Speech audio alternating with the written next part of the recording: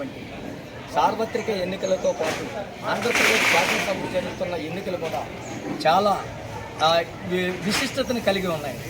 ఎందుకంటే 2019లో రాష్ట్ర ప్రజలు చేసినటువంటి ఒక్కసారి అనేటటువంటి ఒక తప్పిదం వల్ల రాష్ట్రం 30 సంవత్సరాలు వెనకబడిపోవడం జరిగింది.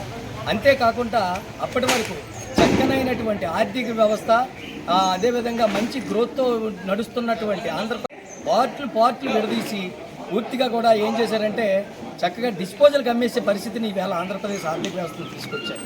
సో ఈవేళ 2024వ సంవత్సరం ఎన్నికలకి ఈ జరిగినటువంటి అన్యాయాలు, అకృత్యాలని మళ్ళీ గాడిలో పెట్టేదానికి రాష్ట్రంలో శాంతి భద్రతలు, అదేవిధంగా ఆర్థిక అసమానతలు, దౌర్జన్యాలు, దమనకాండాలని ఈ అన్నింటినీ నిలవరించేదానికి ఈరోజు ఈ 2024వ సంవత్సరం ఎన్నికలు చాలా ప్రాముఖ్యతను కలిగి ఉంటాయి. అందువల్ల ఏంటంటే ప్రతి ఒక్కరు కూడా ఓటుకి వెళ్ళలేని వాళ్ళు ప్రతి ఒక్కరు కూడా తమ బాధ్యతగా తీసుకొని ఎప్పుడు వెళ్ళకపోయినా సరే ఈ 24వ సంవత్సరం రేపు 13వ తేదీ జరిగినటువంటి ఎన్నికలకి ఓటుకు వెళ్ళి తద్వారా ఓటు ద్వారా రాష్ట్ర అభివృద్ధి, అదేవిధంగా సంక్షేమం అన్నింటినీ కూడా కోరుకునే ప్రభుత్వాన్ని మనం ఎట్టి పరిస్థితుల్లో కూడా తీసుకొని రావాల్సిన అవసరం ఉంది.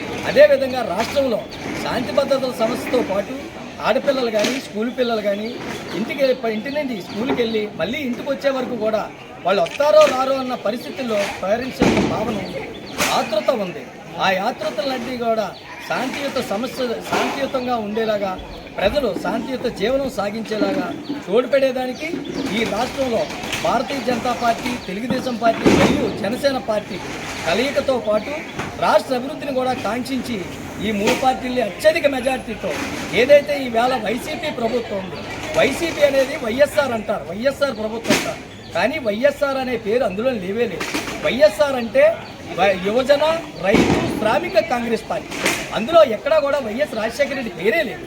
కానీ పేరు చెప్పుకొని, చెట్టు పేరు చెప్పుకొని కాయలమ్ముకున్నటువంటి ఈ ప్రభుత్వాన్ని ఎట్టి పరిస్థితుల్లో కూడా సింగిల్ డిజిట్ ఎమ్మెల్యేలు పరిమితం చేసి రాష్ట్ర అభివృద్ధికి, సర్వతోముఖాభివృద్ధికి రాష్ట్ర ప్రజలు తోడ్పడాలని కోరుకుంటూ ప్రతి ఒక్కరు కూడా వెళ్ళి మన గుర్తులైనటువంటి గాజు గ్లాసు, అదేవిధంగా అనకాపల్లి నియోజకవర్గ ఎంపీకి వస్తే కలువ పువ్వు, ఎక్కడ సైకిల్, ఎక్కడ గాజు గ్లాసు, ఎక్కడ కలువ పువ్వు కనపడితే వాళ్ళ మీద మనం ఓటు వేసి అత్యధిక మెజార్టీతో అవతల వ్యక్తులు రేపు 29లో పోటీ చేయాలంటే ఈ కూటమితోటి భయపడే విధంగా ప్రజలు మంచి తీర్పునివ్వాలని కోరుకుంటూ రాష్ట్ర సంక్షేమం, శ్రేయస్సు కొరకు పాటుపడతారని నిస్వార్థంగా ఈ విధంగా ప్రజలకు విజ్ఞప్తి చేస్తున్నాను. విజ్ఞులైనటువంటి ప్రజలు ఇది గమనించి దీన్ని ఆచరణలో పెడతారని ఆలోచించుకుంటూ హృదయపూర్వక ధన్యవాదాలతో కొండల ఉమా, అనకాపల్లి. అవి కనెక్ట్ చేయాల్సినటువంటి అవసరం ఉంది.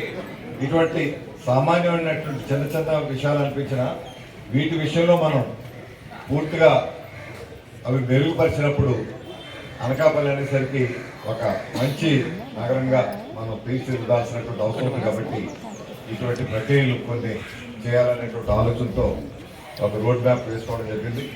ఆ రోడ్ మ్యాప్ ప్రకారంగా అభివృద్ధి కావాలంటే అభివృద్ధికి మీ అందరూ కూడా సహకరించాల్సిందిగా, మన గతంలో లక్ష్మీనారాయణ నగర్ ఇక్కడ కూడా రోడ్లు కూడా ఉండే కదా కొత్తగా మొదటిసారి, తర్వాత మళ్ళీ అప్పుడు గోవింద్ గారు చాలా చేస్తే మేమైతే మొదటి బీటీ రోడ్లు వేసాం, తర్వాత గోవింద్ గారు వచ్చాక సీసీ రోడ్లు చేశారు.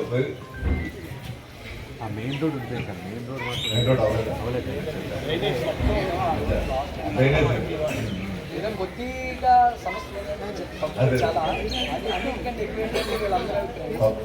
కొత్తగా వచ్చిన కాలనీస్ ఎక్కడ కూడా డ్రైనేజ్, మెయిన్ డ్రైనేజ్ కలపలేదు. ఇది ఒకటే కాదు, కొత్త కాలనీస్ అన్ని అట్టగా ఉన్నాయి.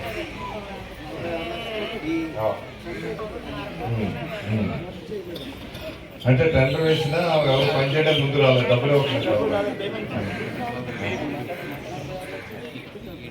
కార్పొరేటర్ గెలిపించారు, మీరైతే ₹1 కోటి పైనే మంజూరు చేయించారు. కానీ బట్ ఏవి కాగితాలకే పరిమితం అయిపోయి ఉన్నాయి, అవి పనులు అవ్వలేదు.